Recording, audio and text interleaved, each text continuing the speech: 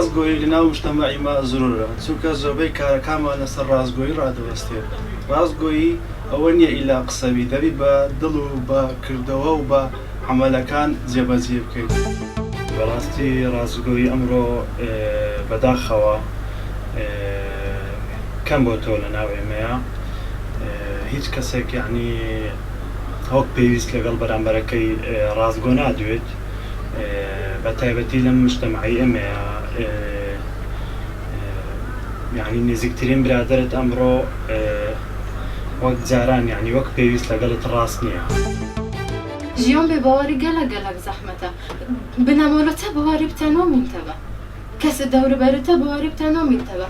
ژیان بێباوەری گەلێک زەحمەتە. ڕاستگۆیی جوانترین تشتە دنیایدا تا دروو کرد ماوەیە کە هەموو پێی حەسیەن. دەخۆ دەرباسکەی بەس هەموو پێی حەسیەن. ئەگەر لە کۆمەلگاداوە هات بۆ نەڕەسەوە یاخود وایان لێ کردی کە تو کەسێکی ناڕاستگۆ بی، ئەوە کۆمەلگا تەئسیری لەسەرت هەیە، دەور پشەکە تەئسیری لەسەرت هەیە، یاخود لە کردەوە و کارەکانی ڕۆژانەدا دەبینی ئەگەر ئەو هاتوو ترسێک شتێکی لەسەر بۆ تو ناتانی ڕاستگۆیانە بدوێی و یاخود کەسێکی ڕاستگۆ بیت.